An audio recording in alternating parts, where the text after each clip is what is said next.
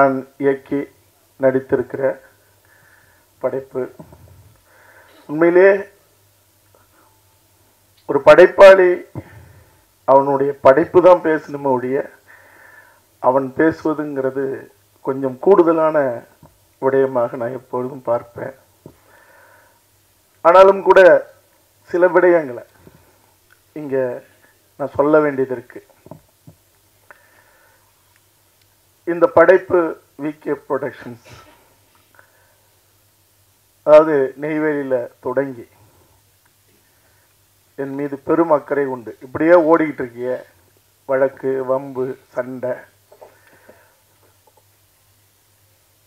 எந்த மூலையில் எது நடந்தாலும், நீட்டுக்கான போராட்டமா, அனிதா வீட்டில் வழக்கு, காவேரி பிரச்சனையா, கத்திப்பாரா பாலம், மீனவர் பிரச்சனை, ஸ்டெர்லைட் பிரச்சனை, கன்னியாகுமரிக்கு ஓடுறது, ராமேஸ்வரத்துக்கு ஓடுறது, அதுக்கப்புறம் ஓடி அடங்குற நேரத்தில் இல்லை ஓடிக்கிட்டே இருக்கும்போது அல்லது களத்திலே பிடிச்சி தூக்கிட்டு போய் உள்ளே வச்சுறது, புழல். இப்படியே இருந்தால் எப்படி?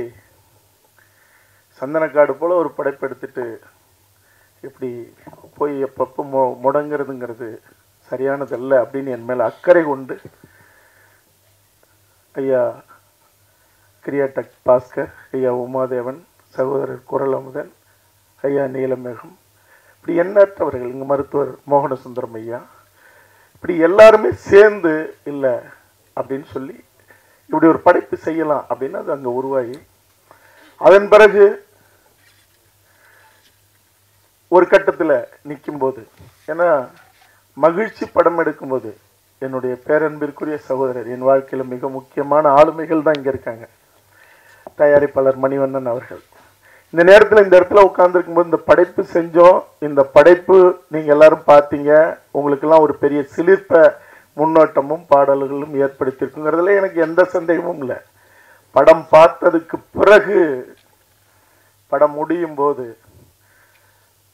இந்த மண்ணில் மட்டும் இல்லை, பார்க்கிற ஒவ்வொரு மனசுலையும் ஒரு பெரும் பேரதிர்வு ஏற்படும்.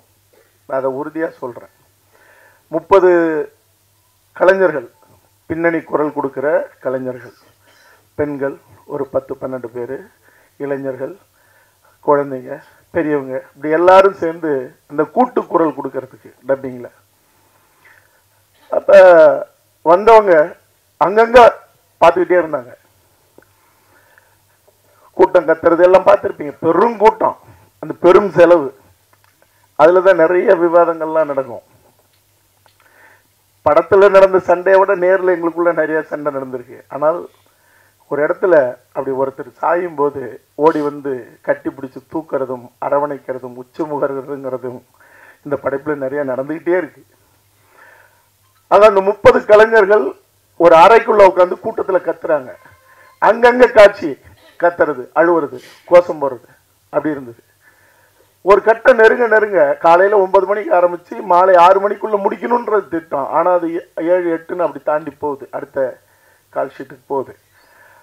அப்ப ஒரு கட்டத்துல பொறுக்க முடியாத அவங்க, ஏங்க அந்த ஒரு சீனை முழுசா காட்டுங்களேங்க, ஏங்க அங்க கத்தி விட்டு அப்புறம் கடைசியா காட்சி முடியும் போது அது சரி ரைட் அப்படின்னு சொல்லி, பாருங்க இந்த காட்சியை பார்க்கணுமா பாருங்க அப்படின்னு பார்க்க விட்டேன். இறுதி கட்ட காட்சி, இந்த படைப்பின் உண்மை நாயகன் மருத்துவமனையில் ஐயா நீதியரசர் அவர்கள் சொன்னது போல 100கணக்கான கோடிகள் இல்லை, இந்த உலகம் அதிர்ந்து போகும். வேற 5000 ரூபாய்க்கு கூட கழுத்தறுத்து கொலை பண்ற கூட்டம் இருக்கிற இன்றைய சமூகத்தில் 1000 கோடி ரூபாய் விலை பேசப்பட்ட நிலையில தன்னுடைய இடது காலால எட்டி உதைத்தவன் உலகத்தில் எங்கேயும் பார்க்க முடியாது. இந்த படம் வரும்போது அந்த பேருண்மைகள்லாம் தெரியும் போது அதிரும் மனித மனங்கள். அவன் சாதியாக இருக்கிறான், மதமாக இருக்கிறான் அப்படிங்கிறதுலாம் முக்கியம் இல்லை, இல்லை வேற்று மொழியாக இருக்கிறான், மனிதனாக இருந்தாலே போதும். அந்த 30 பேரும் அந்த இறுதிக்கட்ட காட்சிய மருத்துவமனையும் அவனுடைய மரணமும் ஊர்வலமும் இன்ஜினியர் பாரி அப்படின்னு இந்த 4 ஃப்ரேம்ஸ் அந்த குரல் பதிவு தளம், அங்க ஒரு அறைக்குள்ள 30 பேரும் உட்கார்ந்துருக்காங்க. ஒரு சின்ன அறை தான். நாங்க 2 பேரும் இங்க அந்த பொறியாளர் அறையில் இருக்கோம். அந்த காட்சி போகுது, பாக்குறீங்களான்னு நான் கேட்கிறேன். ஏன்னா இறுதிக்கட்ட காட்சி என்ன மாதிரி மனநிலை, ஏன்னா இவங்க தினம் திரையை பார்க்கறவங்க, இந்த அவனுக்கு நீ பேசு, இவனுக்கு கத்து, இவனுக்கு திட்டு நின்னு அப்படின்னு. அப்ப தினம் பார்க்கறவங்க அவங்களுக்கு வேற, அது ஒரு பெரிய மரத்து போயிருக்கும். அப்ப நீங்க அந்த இறுதிக்கட்ட காட்சியை பார்க்க போடுங்க அப்படின்னாங்க. நடக்குது, இறுதிக்கட்ட காட்சி போகுது. அறையில் நாங்கள் இங்கே உட்காந்துருக்கோம், பொறியாளர் நானும். காட்டுறாரு, ஏன்னா நடுப்புற கண்ணாடி இருக்கும், உங்களுக்கு தெரியும், அந்த அறையை இந்த அறையை தடுக்கிறது. ஏன்னா இங்கேருந்து சொல்றதுக்கு ஒரு அம்மா குனிஞ்சு அழுதுச்சு, இன்னொரு அம்மா சேலை எடுத்து, இன்னொரு அம்மா திரும்பிச்சு, ஒரு பையன் கரிச்சு போடுவான் குடிஞ்சு கிணறு. இவர் என்கிட்ட சொல்லிக்கிட்டே இருக்கார், பாரு சார் பாரு சார்னு. இதெல்லாம் இறுதிக்கட்ட காட்சியினுடைய. அதுக்கு முன்னாடி வரைக்கும் சிலிர்ப்பு, நெருப்பு, தகிப்பு, படம்புற அப்படிதான். ஆனா அந்த இறுதிக்கட்ட காட்சி சொல்லு சார், அந்த பாரு சார், அந்த பையன் அந்த அந்த நிக்கிறான் பாரு சார், நின்று பாக்குறான். பாடல் அந்த முடிஞ்சது. எள்ளுவைய பூக்களையே எப்படி ஒரு பாடலோ, எனக்கு ரொம்ப பிடித்த பாடல். இதுல வீரப்படையாண்ட வீரா, வெற்றிக்கு பிறந்த தீரா அப்படின்னு அந்த பாடல் கவி பேரரசு வைரமுத்து அவர்கள் எழுதியிருப்பாங்க. அவன் மக்களை மறந்து மறைந்தாயே மாவீரான அந்த பாடல். அது வெறும் பாடலா கேட்டாலே யாராலையும் தாங்க முடியாது, காட்சியா முடியும் போது அந்த ஒரே அழுகை சத்தம், கதறல் சத்தம் எனக்கு எனக்கு விலை வளர்த்து போச்சு. ஏன்னா இந்த மனநிலைங்கிறது அது அது எப்படியாப்பட்ட மனநிலைன்னு உங்களால ஏதாவது ஒரு வகையில புரிஞ்சுக்க முடியும். ஒரு பையன் எந்திரிச்சு, எல்லாரும் அப்படி கலங்கிட்டு இருக்காங்க, கத்திட்டு இருக்காங்க. ஒரு பையன் அந்த அந்த பொறியாளர் அறைக்கு 30 பேர் வர முடியாது, ஏன்னா சின்ன அறை. நீங்க இங்க வரீங்களா, நாங்க வரட்டுமான்னு கேட்கறாங்க. கண்ணை தொடச்சிட்டு, இல்ல நான் வரேன்னு இப்படி வெளியில போறேன். நான் போறதுக்குள்ள 30 பேர் வெளியே வந்து என்னை கட்டி பிடிச்சிட்டு கதறி அழுததுங்கிறது, அது என் படைப்புக்காகங்கிறது மட்டுமே நான் நினைக்கல. ஒருத்தன் அறம் கொண்டு வீரம் கொண்டு நேர்மை கொண்டு பிறந்து வாழ்ந்த ஒருத்தனுடைய வாழ்க்கைங்கிறதுனால்தான் அந்த கதறலும் அந்த அழுகையும். இல்லைன்னா வராது, வரவே வராது. ஆக நான் இந்த படம் வெற்றி படங்கிறது எல்லாம் எனக்கு எந்த சந்தேகமுமே இல்லை. இன்னொன்னு, என் மனது நெருங்கிய எத்தனையோ மூத்த பத்திரிகையாளர்கள், அவங்க பார்த்து நான் வளர்ந்துருக்கேன். நிச்சயமா அவங்க என்னை வளர்த்துணும்னு நினைப்பாங்க.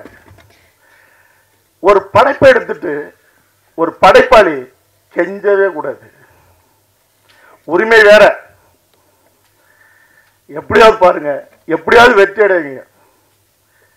நீங்க வெற்றி அடைய வைக்கிறதுக்கான தரமும் தகுதியும் அறமும் நேர்மையும் உண்மையும் அந்த படைப்புல இருக்குன்னா உலகத்துல யாராலையும் அந்த வெற்றியை தடுக்கவே முடியாது. இந்த படைப்பினுடைய வெற்றிங்கிறது, அது நான் இவ்வளவு காலம் போராடினேன், எல்லாரும் தெரியும். எல்லாத்தையும் விட்டுட்டு ஓடும்போது தான் இழுத்து பிடிச்சி என்னை நிறுத்தி இடையில என்னுடைய போராட்டம் குறைவாக இருக்கும். அப்படி இருந்தும் பரந்தூருக்கு போயிட்டேன். போய் அங்க உண்டில்லன்னு பண்ணிவிட்டேன். வந்த உடனே பெரிய ரைடு இவங்க தான், யாருக்குன்னு அடங்குற ஆள் இல்லை. ஆனால் பணம் போட்டவர்கள் சொல்லும் போது நான் யோசிச்சேன், இந்த படைப்பு படையாண்ட மாவீரனுடைய வெற்றி. அதாவது நான் சந்தனக்காடு எடுத்தேன், ஒரு இனமும் வனமும் சிதைந்த வரலாறு. அதிகாரத்துல கையில் வச்சிருக்கிறவன் ஆட்சியாளனா இருக்கலாம், அமைச்சரா இருக்கலாம், காவல்துறை அதிகாரியா இருக்கலாம், எவனா இருந்தாலும் எங்கள் மண்ணில் அங்க நடத்தின அந்த காட்டு மிராண்டி வேட்டை வெறும் மான மயிலை மட்டும் அவன் அடிச்சு திங்கல. எங்கள் வீட்டு பெண்களை சிதைச்சு நூற்றுக்கணக்கான பேர் அந்த காவிரி ஆத்துல தூக்கி போட்ட அந்த காட்டு மிராண்டிகள், அவன் தேவாரமாக இருக்கட்டும், இல்லை எண்ணற்ற அதிகாரிகளா இருக்கட்டும், உரிச்சு எரிச்சு சாம்பலாக்குன அந்த படைப்புல. ஏன்னா என் மொழியை பேசுகிற, என் இனத்தை சார்ந்த, அல்லது என் மண்ணில் அவன் எந்த சாதியாக இருந்தாலும் யாராக இருந்தாலும் எங்கள் வீட்டு பெண்களையும் எங்கள் வீட்டு ஆண்களையும் அவன் அச்சுறுத்தினாலோ அடிமைப்படுத்தினாலோ அடிச்சாலோ அழிச்சாலோ, அவன் எவனாக இருந்தாலும் அவன் இந்த மண்ணில் இந்த உலகத்து முன்னாடி தலைமுனையிலும் தான் நான் சந்தனக்காடு எடுத்தேன். அது ஒரு இனமும் வனமும் சிதைந்த வரலாறு. முந்திரிக்காடு, ஒரு நிலமும் ஒரு இனமும் அழிக்கப்பட்ட வரலாறு இது. அந்த பின்புலத்தை பாருங்க. இந்த படம் பேசும், இந்த படம் அடிக்கும், இந்த படம் ஏற்படுத்துகிற அந்த கேள்வியும் வேள்வியும் பதில் சொல்றதுக்கு இங்க யாரும் இருக்க முடியாது, ஆள் இல்லை. ஆனால் அறம் பேசியதுனால், இந்த படத்தை எதையுமே செய்ய முடியாத ஒரு நிலை இருந்ததுனால இன்னைக்கு எல்லாத்தையும் தாண்டி அவங்கள நம்ம வாழ்த்துறதும் சரியானதா அல்லது தூற்றுறதும் சரியானதான்னு எனக்கு தெரியல. இந்த படத்தை பார்த்த சென்சார் போர்டு அதிகாரிகள், மெம்பர்கள் யாராலையும் எதுவுமே சொல்ல முடியல.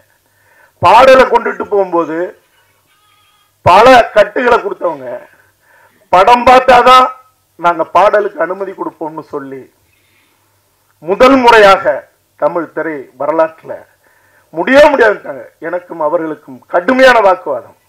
ஆனா நான் படத்தை எடுத்து முடிச்சு கொடுத்தேன். கொடுத்ததுக்கு பிறகு நீங்க அவ்வளவு பெரிய மாவீரனுடைய வரலாறு இவ்வளவு செறிவாகவும் இவ்வளவு வலிமையாகவும் சொல்லும் போது ஏன் அவருடைய படத்தையே நீங்க தொடக்கத்துல போட்டு சமர்ப்பணம்னு நீங்க செய்யக்கூடாதுன்னு என்னை கேட்டு அப்படிதான் நான் பதிவு பண்ணியிருக்கேன். ஆமா, இது காடுவெட்டி குரு அவர்களுடைய ஒரு பெரு வரலாறு, வீர வரலாறு. அவர் வரலாறு ஏன் எடுக்கணும் அப்படின்னா, நான் எதையும் உங்கள்கிட்ட மறைக்க தயாராக இல்லை. எந்த சமூகமானாலும் தமிழ் சமூகம் பாதிக்கப்படும் போதெல்லாம் ஓடி ஓடி நின்று போராடி மிக கடுமையாக பாதிக்கப்பட்ட நிலையில ஏன் நான் காடுவெட்டி குரு அவர்களுடைய வரலாறு எடுக்கணும்?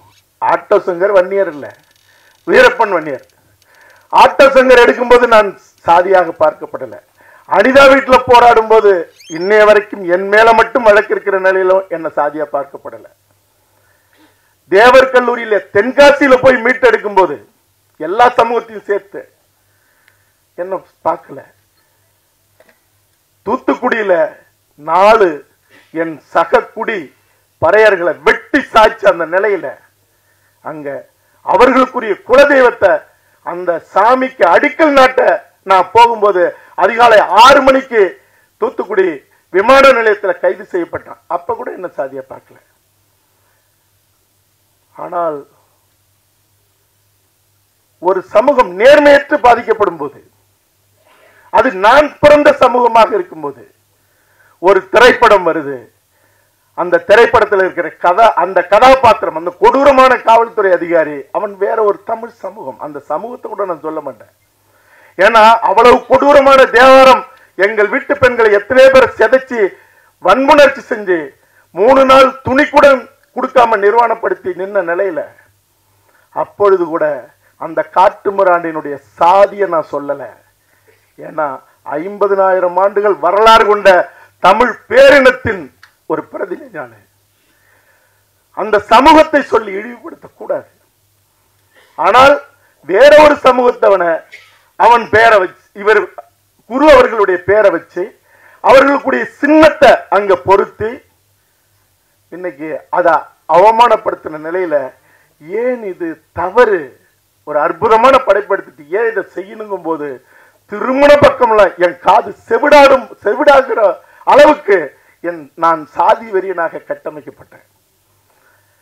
அப்ப என்னுடைய நண்பர், என்னுடைய சகோதரன், ஒரு ஊடகவியலாளன், நீ செஞ்சது தப்பு, கௌதமன் கேட்டதுல என்ன குறை அப்படின்னு அந்த இயக்குனர்கிட்ட கேட்ட போது, ஆமா எனக்கு தெரிஞ்ச வரைக்கும் அவன் தாதா தானே, ரவுடி தானே, ஏன் உங்க கௌதமன் சந்தனக்காடு எடுத்தாருல்ல, அவனுடைய வரலாறு எடுக்கட்டும், சொல்லட்டும். சொன்ன போது ஒரு புன் சிரிப்பு மட்டும்தான். ஏன்னா என் இனத்தை பார்த்து, என் தமிழினத்தை பார்த்து சவால் விடும் போதே எவனாக இருந்தாலும் எதிர்கொண்டு ஐநா சபை வரைக்கும் போய் 3 முறை நின்னா, நான் பிறந்த சமூகத்தை நேர்மையற்ற முறையில கரைப்படுத்தும் போது, அந்த சமூகத்துல பிறந்ததுனாலேயே நான் கேட்டதுக்காக என்னை இப்படி கரைப்படுத்தும் போது, ஒருத்தன் அறத்தோடு வீரத்தோடு நேர்மையோடு வாழ்ந்த ஒரு வரலாற்றை அசிங்கப்படுத்தும் போது வேடிக்கை பார்க்க கூடாதுங்கிறது மட்டுமில்ல காரணம்.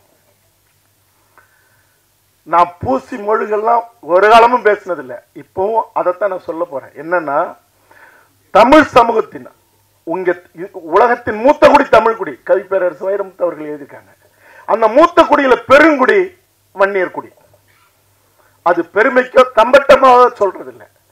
அந்த பெருங்குடிய நீ யாரோ ஒருத்தர் அசிங்கப்படுத்தும் போது ஒட்டுமொத்த அந்த தமிழ் சமூக அந்த அந்த அந்த தமிழ் சமூகத்தில் இருக்கிற அந்த பெருங்குடி கொந்தளிச்சு நீதி கேட்கும் போது, ஒரு மாடு ஆடு நாய்கிட்ட கால் பட்டா கூட அது கத்துச்சுன்னா ஐயோ சாரி அப்படின்றோம். நம்ம ஒரு பொருள் மேல கையப்பட்டா தொட்டு கும்பிடுறோம்.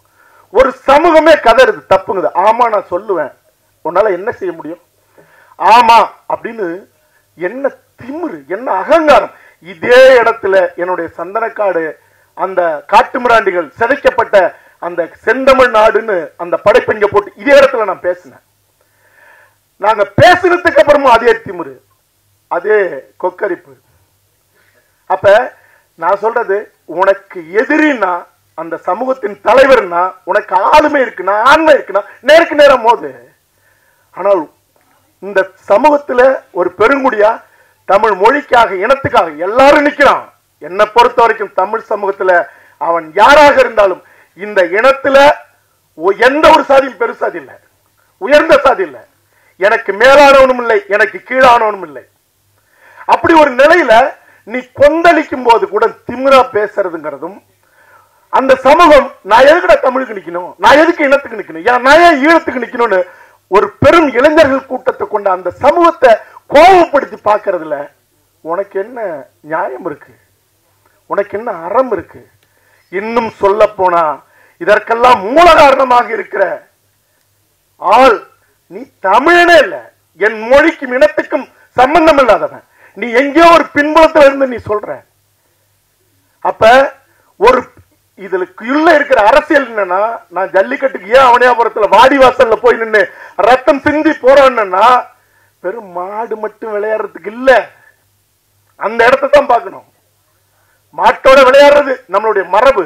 ஏன் நெஞ்சு, ஏன் ரத்தம், ஏன் மாடு குத்துன ஏன் வயிறு தான் தெரியுது. எந்த மாடு செத்ததா சரித்திரம் இல்ல. உனக்கு ஏன் பயம்? சிங்கத்தோட விளையாட முடியுமான்னு கேள்வி கேட்ட ஒரு உச்ச நீதிமன்ற நீதிபதிக்கு பதில் சொல்றதுக்கும் பதிலடி கொடுக்கறதுக்கு தான் நான் அவனியாபுரம் வாடிவாசல்ல நின்ன.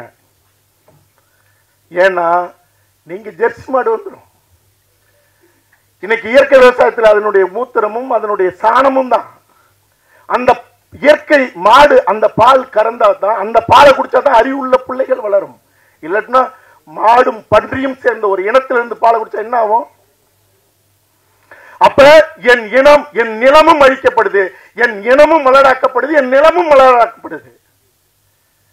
அப்ப இன்னைக்கு நம்மாழ்வார்னு ஒருத்தர் வந்து இயற்கை விவசாயத்தை புகுத்தி அப்படி வந்துட்டு இருக்கும் போது, இதுக்குள்ள இருக்கிற இந்த சூழ்ச்சியை பார்க்கும்போது தான் அடிச்சு உதச்சு இந்த மண்ணுல மீண்டும் நம்மளுடைய ஜல்லிக்கட்டு விளையாட்டு நடந்தே தீரணும்னு தான் நான் போய் அவாடி வாசல்ல நின்னது. அவன் அடி சாதா தொப்பியை கழித்து இரும்பு தொப்பியோட வரும்போதும் நெஞ்ச நிமித்திட்டு போய் நின்னது, ரத்தம் சிந்தும் போது கூட சீறி பாஞ்சதுங்கிறது திமிரு இல்ல, வேற வழி இல்ல. அப்ப தமிழ் சமூகத்துல எழுச்சியோட ஒரு நிக்கிற எந்த இனமாக இருந்தாலும், அது அது அது சின்ன சமூகமா இருந்தாலும் சரி, பெரிய சமூகமா இருந்தாலும், ஆனா பெரிய சமூகமா இருக்கும்போது அவர்கள் உரிமை மறுக்கப்படுறதும், அவர்கள் அடக்கப்படுறதும், அவர்கள் அவமானப்படுத்தப்படுறதும் ஒரு பெரும் சமூகத்துல நிகழ்ந்தா, அவனுக்கே இப்படி நிகழ்ந்துருச்சுப்பா, நாம என்ன செய்ய போறோம்? ஒன்னும் செய்ய முடியாது. இப்படியேதான் அடங்கி கிடக்கணும், அடிமையா கிடக்கணும் அப்படிங்கிற நிலை இருக்குல்ல, அது வன்முறைகளுக்கெல்லாம் மேலான வன்முறை. அப்ப நீனு தவறும் செஞ்சுவிட்டு அதுக்கு மேல திமிரா நிற்கும் போது உனக்கு பதிலடியும் கொடுத்தே தீரணும். என் மண்ணுல உனக்கு இவ்வளவு திமிர் இருக்குன்னா, அப்ப இந்த மண்ணுல இருக்கிறவனுக்கு எவ்வளவு இருக்கும்? அது திமிரா இருக்கணும்னு அவசியம் இல்லை, அறமாக வீரமாக இருக்கணும். இந்த படம் என் இனத்தை, என் இனத்திற்குரியவர்களை தலை நிமிர்த்தும், என் எதிரிகளை 100% தலை குனிய வைக்கும். அதுதான் படையாண்ட மாவீரா. தவிரவும் இது மட்டும் இல்ல, என்னுடைய வாழ்நாள் லட்சியமே. நான் சந்தனக்காடு எடுத்த முந்திரி காட்டுல இன்னும் ஒரு மாவீர வரலாறு இருக்கு. என் தாய்க்கும் தாய் மொழிக்கும் சமமான என்னுடைய தமிழீழ தேசிய தலைவன் மேதகு பிரபாகரன் அவர்களுக்கு சமமான தோழர் தமிழரசன் வரலாறு. அந்த வரலாறு வரும்போது தெரியும். சந்தனக்காடு வரலாறு, முந்திரிக்காடு வரலாறு மட்டும் இல்ல, எல்லாத்துக்கும் மேல இந்த பிறப்பினுடைய அர்த்தமாக நான் காத்துக்கிட்டு இருக்கிறது. நான் முன்னாடி சொன்னது போல என் தாய்க்கு சமமான தலைவர் பிரபாகரன் அவர்களுடைய வன்னிக்காடு வரலாறு எடுக்கிறதுக்கு தான் நான் காத்துக்கிட்டு இருக்கேன். அது வரும்போது இங்கேயாவது என் இனத்தின் எதிரி தலைகுனிவான், இந்த உலகமே தலைகுனிய போது. தலைவர் பிரபாகரன், அண்ணன் பிரபாகரன் வரலாறு வரும்போது இந்த உலகம் தலைகுனியும். ரூட்ஸ்ங்கிற வேர்கள், அது பெரும் நாவல். அது கருப்பினத்தை அடக்கின வெள்ளையர்களுடைய அந்த குரூரங்களை சொன்னது. அது தொடராக 100 எபிசோடு வந்தது. 100வது எபிசோடு வரும்போது அமெரிக்காவினுடைய தலைநகர்ல வெள்ளைக்காரர்கள் எல்லாம் மண்டியிட்டு முட்டி போட்டு கையெடுத்து கும்பிட்டு எங்கள் முன்னோர்கள் செய்த பாவத்திற்கு நாங்கள் மன்னிப்பு கேட்கிறோம்னு சொன்னாங்க. வீரமும் அறமும் செறிந்த எங்களுடைய ஈழ போராட்டத்தை இந்த உலகம் தோன்றின காலத்திலிருந்து முடிகிற காலம் வரைக்கும் அப்படி ஒரு தலைவன் இந்த உலகத்தில் இல்லை, எந்த இலக்கியத்திலும் இல்லை. அண்ணன் பிரபாகரனுடைய வரலாறு நமக்கெல்லாம் தெரிஞ்சது கொஞ்சம். இப்படி அந்த வரலாற்றை செய்யணும், அதுக்கு தான் இந்த வரலாறு செஞ்சிருக்கேன். இந்த வரலாற்றில் நான் வெல்லணும். இந்த வரலாறே நாங்க போட்ட பட்ஜெட்டோட பல மடங்கு கூடிருச்சு. நான் இந்த வரலாறு நேரடியாக எடுக்க முடியாது. ஆனால் 15 ஆண்டுகளாக உலகம் முழுக்க சுத்திட்டு இருக்கேன். ஐநா சபைக்கு போறதோட நிக்கல, மீதம் இருக்கிற எவ்வளவு தளபதிகளை சந்திக்கணுமோ சந்திச்சு சேகரிச்சுக்கிட்டே இருக்கேன். ஆக இந்த வரலாறும் இந்த வெற்றியும்ங்கிறது என் இனத்திற்கான தலைநிமிர்வு. இப்படிப்பட்ட இந்த நிகழ்வுல என்னை ஆளாக்கியவர்கள், என் மீது பேரன்பு பெரும்பாசம் கொண்டவர்கள் எல்லாருமே இங்க நான் அழைச்சிருக்கேன். அது என்னுடைய அதாவது நான் நடிச்சு இயக்குன மகிழ்ச்சி படத்தினுடைய தயாரிப்பாளர் மணிவண்ணன் அவர்களாக இருக்கட்டும், இன்னைக்கு என்னை வச்சு படம் எடுத்த எல்லாருமே இங்க வந்திருக்காங்க. என்னை உருவாக்கினவங்க வந்திருக்காங்க. என் வாழ்க்கையில மறக்க முடியாதவங்க. நீங்க சிவசக்தி பாண்டியன் சார் நீங்க எடுத்துக்கிட்டீங்கன்னா மிக கடுமையான எதிர்ப்பு. காதல் கோட்டை, காலமெல்லாம் வாழ்க, காலமெல்லாம் காதல் வாழ்க, கண்ணெதிரே தோன்றினால், இந்த படம்லாம் எடுத்துக்கிட்டு இருக்கும்போது அவ்வளவு பெரிய நெருக்கடி. தங்கர் பச்சான் அவர் கூட கௌதமனுக்கு கொடுக்காத என்ன டைரக்டர் ஆக்குனாரு. அது சொல்றது எனக்கு ஒண்ணு இது இல்லை. மோகன் பையன் ஒரு 60 படங்கள் அசோசியேட்டா வேலை செஞ்சவர். நான் உண்ணாவிரதம் இருப்பேன்னாரு. அவர் சொன்ன வார்த்தை, கௌதமனை நான் கனவே கலையாத டைரக்டர் ஆக்கிய தீர்வுன்னு சொல்லி ஆக்குனாரு. எல்லா நிலையிலும் என் குடும்ப வாழ்க்கை உட்பட என் கூட, அவர் கூட நான் நிக்கிறேன், அவர் என் கூட நிக்கிறார். எல்லாருமே அப்படிதான். அது மாதிரி இந்த படைப்பு ஒரு கட்டத்தில் தடைப்பட்ட போது நான் இருக்கேன், நான் கூடவே இருப்பேன்னு சொன்ன என்னுடைய சகோதரன் கிருஷ்ணமூர்த்தி, முதல்ல யாருன்னே தெரியாத வையினாரு, முன்னாள் எம்எல்ஏ அவரு ராஜான்ட்டு, திருப்பத்தூர் எம்எல்ஏ, போன் பண்ணி சொல்லி கௌதமனை அப்படி சொல்லிவிட்டான்னு சொல்லி என்னை பத்தி சொன்னதுக்கு அப்புறம் அண்ணா நான் சென்னைக்கு வரேன் அப்படின்னாரு. திரும்ப இது எந்த குரல்னு எனக்கு தெரியல. ஏன்னா இவர் தான் போன வையினவரை போன நான் ஏன் பதிவு பண்ணி வைக்கணும்னு நேரம் வந்தவர் எவ்வளவு வேணும்னு கேட்டாரு. ஒரே நேரத்தில் 2 கோடி பண்ணுங்க படம் அப்படின்னாரு. ஒரு கட்டத்தில் நிற்கும் போது அதுக்கப்புறமும் இந்த படம் ஒரு பெரும் பொருட்செலவு. ஏன்னா நினைச்சதை எடுத்துடணும். நான் கொஞ்சம் வதச்சதா தான் நினைக்கிறேன். கடைசி கட்டத்தில் ஐயா சரவணராஜ் அவர்கள் ஒவ்வொரு முறையும் அதை பார்த்துட்டு, இவ்வளவு தூரம் வந்துருச்சுல்ல, அடுத்த கட்டம் நான் பாத்துக்கிறேன், செய்யுங்க, நல்லா செய்யுங்க. இந்த விழாவை கூட சத்தியம் தியேட்டர்ல வைக்கணும்னு சொன்னவர் அவரு. என்ன செலவா பாத்துங்க அப்படின்னாரு. ஆனா அது வேலை நேரமாக இருக்கு, காலை நேரத்துல தான் தராங்க, இந்த அரங்கம் பத்தாது அப்படின்னு. ஆக இப்படி நீங்க சில்வா மாஸ்டர் என் கூட பிறக்கலன்னு நான் நினைக்கிறேன். முதல் முறையாக இந்த கதையை சொல்றேன். சார் சீனா நல்லா இருக்கு சார், ஸ்கிரீன் டிரைவே நல்லா இல்லைன்னு சொல்லிட்டு எந்திரிச்சு போயிட்டாரு. எவ்வளவு உங்களுக்கு மாஸ்டர் சம்பளம்? வெளியே கேள்விப்பட்டிருக்கீங்களா? பெரிய சம்பளம் ஒரு நாளைக்கு. உண்மையா சொல்றேன், அந்த ஒரு நாள் சம்பளம் கூட முழுசா நான் கொடுத்தேன்னு தெரியாது. ஆனா என் கூட 25 நாளைக்கு மேல இந்த படைப்பை ஒரு நெருப்பு தகிக்கிற அந்த காட்சிகள். ஏன்னா எனக்கு வெறி, நேர்ல சண்டை போடுறதே மரபணுல இருக்கிறதுன்னு வைங்க, காட்சியாங்கிறது நான் விஜயகாந்தோடைய அவரை பார்த்துதான், சிவப்பு மல்லியை பார்த்தா, எங்க அப்பா கம்யூனிஸ்ட் போராளி, அதை பார்த்துதான். ஆக இந்த அவர் என்னை பயன்படுத்தினதும், நான் அவருக்கு எனக்கு இதெல்லாம் வேணும்னு கேட்டதும், அவர் என் கூட செஞ்சு கொடுத்துட்டு எப்ப சார் எப்ப ரிலீஸ் சார், எப்ப பணம் வரும்னு ஒரு நாள் கேட்டதில்லை. அது மாதிரி தினேஷ் மாஸ்டர், யார சொல்றது யார விடுறது? கிங்ஸ்லி என்னுடைய நண்பன், அதுக்கு முன்னாடியெல்லாம் நான் பார்க்கல. இப்ப நண்பன் அப்படி ஒரு நண்பனை பார்க்க முடியாது. ரெடின் கிங்ஸ்லி. சமுத்திரக்கணி என்னுடைய 30 வருஷ கால நண்பன். என்ன நண்பன் செய்யணும்? நான் வரேன், என்ன எதுவுமே கேட்கல. நீ தப்பா எடுக்க மாட்டேன். நான் சொன்னேன், இது சாதிய படமாக தெரியும், படம் முடியும் போது இது தமிழ் சாதி படமாக முடியும். ஏன்னா இங்க சாதிய மர மனிதனை நினைன்னு சொல்லிதான் இந்த மொழிக்கும் இனத்துக்கும் சம்பந்தம் இல்லாத கூட்டம் 50 வருஷமா அடிமைப்படுத்த ஆண்டுகிட்டு இருக்கு. அதுக்காக சாதியை நான் நினைச்சு தூக்கி புடின்னு சொல்லல. உன்னை மறக்க சொன்னவன் நீ என்ன சாதின்னு அவனை கேட்கக்கூடாதுன்னு தான் அவன் உன்னை மறக்க சொன்னது. நீ சாதி எல்லாம் உன்னால எந்த காலத்திலும் மரத்தை விடு, மதத்தை விடு, சாதி விடுன்னு உடனே விட்டுறாங்களா? எவனா கூட சொல்லுங்க, மதத்தை விடுங்க எவனா சொல்லுங்க பார்ப்போம். எவன் கேட்பான்? எவனுமே கேட்க மாட்டான். சாதியை விடுங்கன்னு சொல்லுங்க, கை தட்டுவான். எந்த சாதியை விட மாட்டான். என்னன்னா, எங்க மாமா வீட்டு சொந்தத்துக்கு கல்யாணத்துக்கு போயிருந்தாங்க, எங்க அத்தை வீட்டுக்கு போயிருந்தாங்க. யாருக்கு பொண்ணு கொடுக்கறது? எங்க சொந்தத்துல தான் ஒருத்தர். அப்புறம் என்ன சாதி எங்க ஒழியறது? எங்க ஒழிச்சிங்க? நீங்க ஒழிக்க ஒரு காலமும் முடியாதுங்கிறது அது சாத்தியப்படுத்தலாம் ஒரு அறமான அரசு வரும்போது. ஆனால் ஏற்றத்தாழ்வு பார்க்கிற மனநிலையை அடியோடு வெட்டி வீழ்த்தணும். எனக்கு இவன் கீழானவன், எனக்கு மேலானவன் இருக்கக்கூடாது. அப்ப எல்லாரும் என் சகோதரன். இந்த படத்துல ஒரே ஒரு விஷயம் தான் நான் சொல்லியிருக்கேன். உன்னையும் இந்த மண்ணையும் காக்கணும்னா ஒரு தாய் மக்களா நில்லுங்கடாங்கிறது தான் இந்த படம். அது அவனுடைய அடையாளத்தோடு சொல்லியிருக்கேன். ஏன்னா எப்பவுமே எண்ணிக்கையில் குறைவானவர்களை எப்பொழுதும் தவறாக நடக்கூடாது. அவனை ஒழிக்கிறனா ஒழிக்க முடியாது. ஆனால் எண்ணிக்கையில் பெரும்பான்மை இருக்கிறவனுடைய மனசுல இருக்கிற அழுக்கை அகற்றாமல் இங்க ஒரு சமூக நல்லிணத்தை ஏற்படுத்த முடியாது. அந்த உண்மை தெரியாத எவனாவது நான் ஒழிக்கிறேன்னா, எவன் ஒழிச்சான்? ஏன் 50 வருஷமா ஒழிக்கல? சாதிய மர மனிதனை நினைன்னு சொல்லி ஆட்சி அதிகாரத்தை எங்கள்கிட்ட கொடுத்தா ஒழிச்சிருன்னு எவனோ ஒழிச்சிருக்கான். தமிழ் சாதி உரிமைகளை ஒழிச்சிருக்கான். இன்னும் ஏன் நம்ம இடஒதுக்கீடு கேட்கிறோம்? இன்னும் ஏன் சாதி வாரி கணக்கெடுப்பு நடத்த கேட்கிறோம்? ஏன் நடத்தல?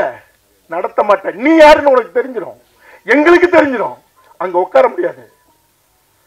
எல்லாருக்கும் தெரிஞ்சாலும் யாராருக்கு என்ன பங்கோ அந்த பங்கீடு நடக்காமல் தமிழ் சமூகம் அமைதியும் உறாது, உரிமையும் கிடைக்காது. அதற்கான அடையாளமாக தேவைப்படுற இடத்துல நான் சொல்லியிருப்பேனே ஒழிய நான் அதுக்கு மேல விளக்கம் சொல்லணும்னு அவசியம் இல்லை. ஆக இந்த படைப்பு படையாண்ட மாவீரா. இன்னைக்கு நான் இங்க எல்லாரையும் சொன்னேன். என்னுடைய பேரன்பிற்குரிய சகோதரர் சீமான் அவர்கள் எந்த ஒரு விடயமா இருந்தாலும் ராத்திரி 1 மணியா கூட இருக்கும். தமிழ் தேசியத்துக்கு ஏன் 2 சாதி, 2 கட்சி, தமிழ் பேரரசு ஒண்ணு, நாம் தமிழர் ஒண்ணு. அவர் இருக்கும்போது நீ ஏன் ஆரம்பிச்ச? எத்தனை திமுக கட்சி, திராவிட கட்சிகள், எத்தனை கட்சிகள்? தமிழ் இனத்தை காக்க, தமிழ் மண்ணை காக்க திசைக்கு ஒரு தலைவன் தேவை. திசைக்கு ஒரு தலைவனை தமிழ் சமூகம் உருவாக்காமல் ஒருத்தன் வீழ்ந்தா இன்னொருத்தன் எழுணும். தேவைப்படும் போது எப்படி அப்பா அம்மாவுக்கு உடம்பு சரியில்லைன்னா, ஒரு ஆபத்துனா அத்தனை பிள்ளைகளும் ஒன்று கூடி நிற்குதோ அப்படி நிற்காமல் தமிழ் சாதிகளையும் தலைவன் தேவை. இதை இழிவாக, கேவலமாக, குதர்க்கமாக பேசுகிற கூட்டத்திற்கு அதை பத்தி நான் கவலைப்படல. அது அவசியமும் இல்லை. அது ஈனத்தனமான பிறவிகள். தன் சமூகத்தை காக்க ஒவ்வொரு சமூகத்திலும் தலைவன் தேவை. அத்தனை தமிழ் சாதிகளும் ஒன்று சேர்ந்து நின்று தமிழ் நிலத்தை, இது என் நிலம், இது என் தாய் நிலம், இது என் தாய்மொழின்னு ஒன்று சேராம ஒரு காலமும் விடியல் கிடைக்காது. இன்னைக்கு உன்னை சாதியை பிரிச்சு வச்சுட்டு தானே என்ன செய்யறான்? விலைக்கு கொடுத்து வாங்குறான். இந்த சாதி நான் எடுத்துக்கிறேன் திமுக, இந்த சாதி அண்ணா திமுக நான் விலைக்கு வாங்கிக்கிறேன். என்ன ஈனத்தனம்? சாதியை ஒழிச்ச நீ சாதி தலைவர்கள் எல்லாம் விலை பேசுவாங்க, பொட்டிச்சு கொடுப்ப, சீட்டு கொடுப்ப, அப்புறம் தான் நீ பிரிச்சு வச்சிருக்கிய. அப்புறம் எங்களுக்கு சரி வாங்குறிய, விலைக்கு வாங்குறிய, அவனுக்கு பதவி கொடுக்குறியா? என்ன அயோக்கியத்தனம்? ஒரு குரல் எழுந்தது, கூட்டணி கூட்ட ஆட்சியில பங்கு வேணும்னு. இது இப்ப இல்ல, முன்னாடியே எல்லா தலைவர்களையும் அடக்கிட்டாங்க. ஆட்சியில பங்கு கொடுத்தா என்ன ஆகும்? அவன் சமூகத்தை வளர்த்துக்கிட்டே இருப்பான். இப்ப என்ன, உனக்கு பொட்டி வேணுமா வாங்கிக்க போயிரு. என்ன அயோக்கியத்தனம்? அது இனிமே நடக்க கூடாது, இனி நடக்காது. இது இந்த படம் தமிழ் சமூகத்தினுடைய பேராயுதம்.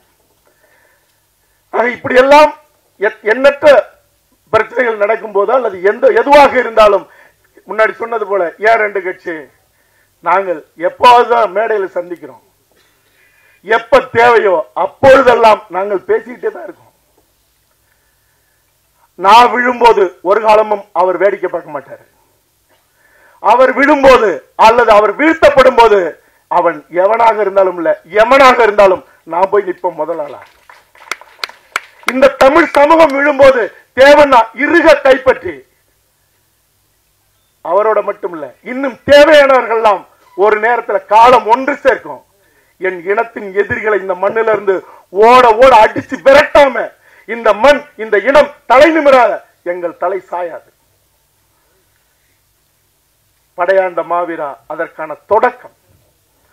இந்த படைப்புல இறுதியாக இந்த படைப்புல என்னோடு பணிபுரிந்தவர்கள், அது ஒளிப்பதிவாளர் கோவி ஜெகதீஸ்வரனாக இருக்கட்டும், ஐயா ராஜமுகமது இரவு பகலாக பட தொகுப்புல எடிட்டிங்ல எல்லாருமே, அவர் மோகனா இருக்கட்டும் ஆர்ட் டைரக்டர், இப்படி யாருன்னு நான் பிரிச்சு சொல்லணும்னு யாரும் தப்பா எடுத்துக்காதீங்க. எல்லாருமே என்னுடைய தயாரிப்பு குழுமம், தம்பி நிர்மல்ராஜ், தம்பி விக்னேஷ், இப்படி எல்லாருமாக இந்த படத்துல என்னுடைய வேகத்தை மட்டும் இல்ல இன்னும் சொல்ல போன என்னுடைய கோபத்தையும் உள்வாங்கிட்டு தாங்கிட்டு இந்த படத்தை ஒரு நெருப்பு சிற்பமாக கொண்டு வந்த என்னுடைய பெருமரியாதைக்குரிய என்னுடைய பெரும் பாசத்திற்குரிய இந்த படைப்பு சம்பந்தப்பட்ட அண்ணன், அதாவது உடை அலங்கார நிபுணர் முருகனாக இருக்கட்டும், சசியா இருக்கட்டும், ஒப்பனை செய்த சசி அவர்களாக இருக்கட்டும், இப்படி எல்லாருக்கும் என்னுடைய பேரன்பும் பெருநன்றிகளும். இந்த படைப்பு வெல்லுவதற்கு என்னுடைய பேரன்பு கொண்ட சகோதரர்கள், ஊடகவியலாளர்கள், நீங்க என்ன செய்யணுமோ அதை செய்வீங்கன்னு நான் நம்புறேன். ஒட்டுமொத்தமாக தமிழ் சமூகம் இந்த படைப்பு கொண்டாடுவதோடு தொடர்ந்து வன்னிக்காட்டின் பயணத்திலும் நாம் சந்திப்போம், பயணப்படுவோம். நான் பேர் யாரையும் சொல்லாம விட்டா நம்மளோட ஐநா கண்ணன் அவர்கள் வரைக்கும் எண்ணற்றவர்கள் என்னுடைய நன்றிக்குரியவர்கள். சுந்தரவதனம் ஐயா, அவர் இங்க இந்த நிகழ்வுக்கு வரல. இப்படி எல்லாருக்குமாக என்னுடைய நன்றிகளும் வணக்கங்களும். என் பையன் தமிழ் கௌதமன் அவன் பேசணும்னு எல்லாரும் சொன்னப்ப என்னப்பா எனக்கு பதட்டமா இருக்குன்னா, இந்த படத்தை பார்த்துட்டு வசந்தபாலன் என்னுடைய நண்பர் என்ன சொன்னாரோ எனக்கு ரொம்ப அவருடைய படைப்புக்கு நான் ஒரு தீவிரமான ஒரு ரசிகன் நான். ஏன்னா அசலான படைப்பு செய்யறவர். அவன் சொன்னா நீங்க பேசி முடிச்ச உடனே ஒரு வார்த்தை கூப்பிடுங்கப்பா, நான் வேணா பேசுறேன்னா வா பேசு. எல்லாருக்கும் மீண்டும் என்னுடைய நன்றி, வணக்கம். எல்லாருக்கும் வணக்கம். என் பேர் தமிழ். இது என்னோட 3வது படம். எல்லாரும் அப்பாவை பற்றி வந்திருக்க எல்லாருமே வந்து ரொம்ப புகழ்ந்து பேசினாங்க. ஆனால் ஒன்று நான் அப்பாவுக்கு சொல்லணும்னு ஆசைப்படுறது என்னென்னா, எனக்கான ஒரு மேடை, பெரிய மேடை காத்திருக்கு, அதுக்காக தான் ஓடிட்டு இருக்கேன். அன்னைக்கு இங்கே இருக்கிற எல்லாரும் பேசின மாதிரி என் அப்பாவை நான் பெருமைப்படுத்தி பேசுவேன். ரொம்ப நன்றிப்பா, இந்த வாய்ப்பு கொடுத்ததுக்கு நன்றி. முடிவே பண்ணிட்டாங்க வந்து கலவரம் பண்ணுறோம் அப்படின்ட்டு. அனைவருக்கும் வணக்கம். அண்ணன் வா கௌதமன் அவர்களுக்கும் எனக்குமான ஒரே உறவு, இணைக்கக்கூடிய உறவு, நாங்கள் தமிழர்கள் அப்படிங்கிறது மட்டும்தான். அண்ணனுடைய படம் மிக சிறப்பாக வெற்றியடைய என்னுடைய வாழ்த்துக்களை தெரிவித்துக் கொள்கிறேன். நிறைய பேர் பேசுகிறதுக்காக காத்திருக்காங்க. அண்ணனை பற்றி சொல்கிறதுக்கு ரொம்ப எளிமையாக சொல்லணும்னா, எப்போவுமே வந்து ஒரு உணர்ச்சி பிளம்பாக இருக்கக்கூடியவர். அதற்கு சாட்சி வந்து யாருமே இந்த கோணத்தில் யோசிக்கவே முடியாத ஒரு போராட்டத்தை வந்து நடத்தினார். கிண்டி மேம்பாலத்தில் ஒரு பூட்டு போட்டது. அதை வந்து இப்படி ஒரு ஐடியாவை எப்படி யோசிச்சாரு, அதை சங்கிலியெல்லாம் கொண்டு போய் எப்படி அதை பூட்டை போட்டார் அப்படிங்கிறது இன்னும் ஆச்சரியமானது. அப்படி ஒரு ஸ்தம்பிக்க வைக்கக்கூடிய ஒரு மிகச்சிறந்த போராட்டக்காரராகவும் இன்று மிகச்சிறந்த திரைக்கலைஞராகவும் அவரை வந்து திரைப்படத்தில் வந்து கதாநாயகனாக பார்க்குறது ரொம்ப மகிழ்ச்சியாக இருக்குது. திரைப்படம் நிச்சயமாக வெற்றி அடையும். வாழ்த்துக்கள். நன்றி, வணக்கம். அனைவருக்கும் இனிய மாலை வணக்கம். கௌதமன் சார் என்னுடைய நல்ல நண்பர். அடிக்கடி தொலைபேசியில் உரையாடி கொண்டு இருப்போம். என்னுடைய படங்கள் சம்பந்தமாக தொடர்ந்து என்கிட்ட பேசிக்கொண்டே இருப்பார். நான் நல்லா இருக்கும்னு நினைக்கிற ஒரு திரையுலகத்தை சேர்ந்த ஒரு நண்பர். இந்த படம் நான் வந்து எடிட்டில் பார்த்துட்டேன். ஆக்சுவலாக மிக பிரம்மாண்டமாக வந்திருக்கிறது. இந்த அரசியல் எல்லாத்தையும் தாண்டி உலகத்தில் ஒரே ஒரு விஷயம் இருக்குது, என்னென்னா வளர்ச்சிங்கிற பேரில் இந்த உலகத்தில் ஏற்படுகிற தொழிற்சாலைகள் எப்படி இன்னொரு மக்களுக்கு பக்கத்தில் இருக்கிற கிராமத்திற்கு எவ்வளோ பெரிய சேதத்தை உருவாக்குகிறது அப்படிங்கிறது தான் இந்த எல்லா இடங்களையும் நம்ம பார்க்க காண கிடைக்காத ஒன்று. ஸ்டெர்லைட் ஆலை இருக்குது, நிலக்கரி சுரங்க ஆலை இருக்கிறது அப்படின்னு நம்ம அந்த ஆலை இல்லாத ஒரு சென்னை போன்ற ஒரு நகரத்தில் இருக்கிற போது இந்த ஆலை இருக்கிற ஒரு நகரத்தின் அருகே இருக்கிற கிராமங்கள் அந்த விவசாய நிலம் எப்படி பாதிக்கப்படுகிறது என்பதை மிகவும் அழுத்தம் திருத்தமாக பிரம்மாண்டமாகவும் உணர்வுபூர்வமாகவும் இந்த படம் பேசுகிறது. இதை தாண்டி எனக்கு இந்த படத்தில் ரொம்ப பிடிச்சது வந்து தமிழ் கௌதமன் பையன் பிரமாதமாக பண்ணியிருக்கான் அந்த படத்தில். ஒரு பெரிய நான் படம் பார்த்துட்டு சொன்னேன், உங்கள் பையன் போர்ஷனை ரொம்ப ரசித்தேன் அப்படின்னு சொல்லிட்டு. ஏன்னா நான் வந்து இந்தியன் படத்தில் வந்து ஒரு ரோலுக்கு வந்து ஒரு பையன் வேணும் அப்படின்னு கேட்டப்ப வந்து சங்கர் சார்கிட்ட சொன்னேன், இந்த மாதிரி வந்து கௌதமன் சாரோட பையன் இருக்கான், பிரமாதமாக பண்ணுவான் அப்படின்னு சொல்லிட்டு ஃபோட்டோலாம் காமிச்சேன். அப்போ அவர் சொன்னார், ஹீரோவை அறிமுகப்படுத்துறதுக்காக நான் வச்சுருக்கேன் அப்படின்னு சொன்னார். நான் சங்கர் சார் படம்னா விடுறேன் சார் அப்படின்னு சொல்லி அனுப்புனார். ரொம்ப பிரமாதமாக நடித்து கொடுத்தான். சார் வந்து பயங்கரமாக பாராட்டினார். ஸோ இப்போ இந்த படத்தில் வந்து மிக பிரமாதமாக அவன் வர்ற போர்ஷனை அவ்வளோ மண்ணும் மனத்தோட ரொம்ப பிரமாதமாக அவ்வளோ அழகாக இருக்குது. இப்போ இட்லி கடை படத்துலையும் பண்ணுறான். விரைவில் ஒரு பெரிய தமிழ் மண்ணின் கதாநாயகனாக வருவதற்கான எல்லா கூறுகளோடு அந்த டெடிகேஷன் எல்லாமே இருக்குது. ஸோ தமிழை நான் மனமாற வாழ்த்துக்கிறேன். இந்த படம் வெற்றியடைய மனமார்ந்த வாழ்த்துக்கள். நன்றி. ஸோ இங்கே இந்த படத்தில் வந்து எப்போவுமே என்ன சொல்கிறது, எனக்கு பாருங்கள், எனக்கு ஒரு பெரிய அறிமுகத்தை கொடுத்து பேச சொல்லிட்டாங்க. இந்த படத்துக்கு இணைஞ்சதுக்கு வந்து மிகப்பெரிய காரணம் என்னென்னாச்சுன்னா, அவர் எனக்கு ஒரு நண்பர். அது இல்லாமல் ஒரு முக்கியமான விஷயம் சொல்லணும். என்ன அப்படின்னாச்சுன்னா, நான் மதுரையில் நாடோடிகள் 2ன்னு ஒரு படம் ஷூட் பண்ணிக்கிட்டு இருக்கிறப்போ ஒரு மிகப்பெரிய போராட்டம் தூத்துக்குடியில். அந்த போராட்டத்தில் என்னுடைய குடும்பத்திலிருந்து ஒருத்தர் இறந்துட்டாங்க. இப்போது நான் அங்கே போயிட்டேன். போனதுக்கப்புறம் நம்மளை சுற்றி இருக்கிறவங்ககிட்ட யாருக்கிட்டையுமே பேச முடியலை. யாராவது ஒரு தோள் கிடைக்காதா நம்ம பேசுகிறதுக்கு? ஏன்னா நம்ம அங்கே போய் நிற்கிறப்போ யாரையுமே பார்க்க முடியலை, பக்கத்துலேயே நெருங்க முடியாத ஒரு நிகழ்வு. பேசுகிறதுக்கு ஆள் இல்லை, தோள் கொடுத்து அழுகிறதுக்கு ஒரு தோள் கூட இல்லைங்க. அந்த நேரத்தில் முதல்ல பீறிட்டு வந்த ஒரே ஒரு ஆள் அப்படி யாருன்னா நம்ம கௌதமன் சார் தான். ஸோ யாருமே இல்லாத நேரத்தில் திடீர்னு இப்படி ஒருத்தர் வந்து நிற்கிறார் அப்படிங்கிறதுல எங்களுக்கெல்லாம் உண்மையிலே ஒரு மிகப்பெரிய சந்தோஷமாக இருந்துச்சு. ஏன்னா கௌதம் சார்கிட்ட நானும் அவரும் பழகி ஒரு 20 வருஷம் கேப் இருக்கும். திடீர்னு வந்து நின்னார். மிகப்பெரிய ஒரு போராளி தான், எப்போவுமே உணர்ச்சி பூர்வமாக இருக்கிறவர் தான்.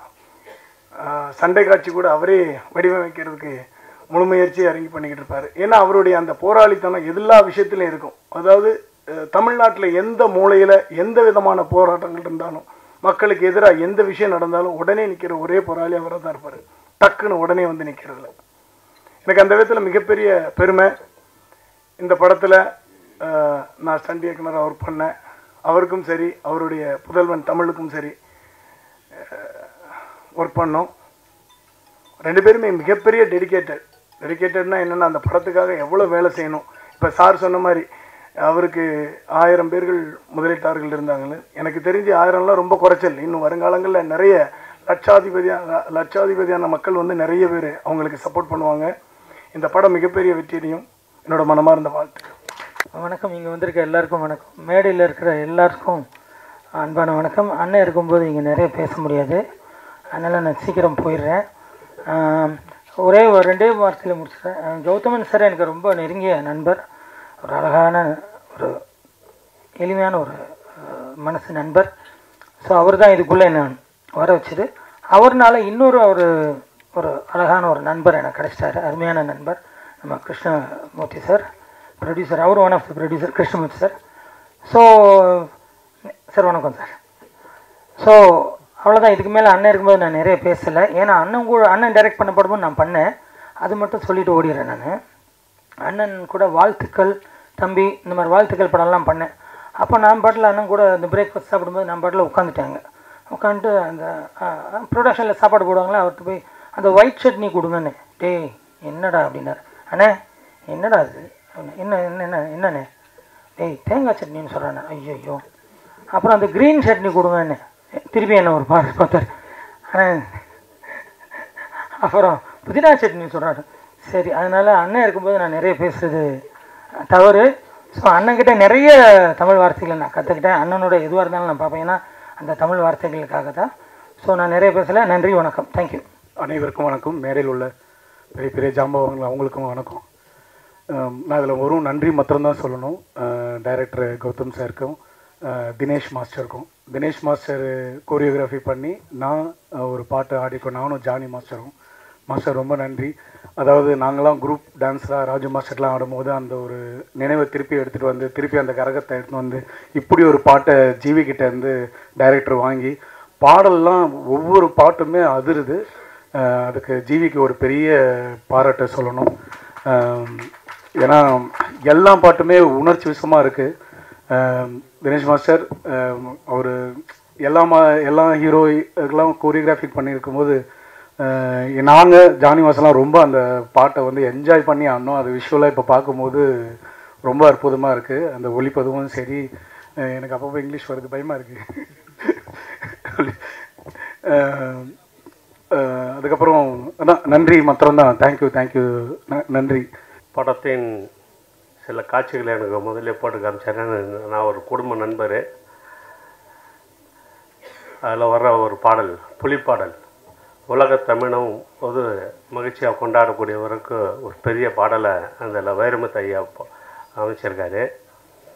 அந்த பாடல் பார்க்கும்போது தெரிஞ்சது ஒரு எழுச்சியான ஒரு பாடல். அது இந்த படம் கண்டிப்பாக வெற்றி அடையுன்ற ஒரு நம்பிக்கை எனக்கு அந்த படத்தை பாடல் சில காட்சிகள், சண்டை காட்சிகளில் பார்த்த ஒன்று தெரிஞ்சது. கண்டிப்பாக அந்த படம் படையாண்டா மாவீரா மாபெரும் வெற்றி அடையும். நன்றி, வணக்கம்.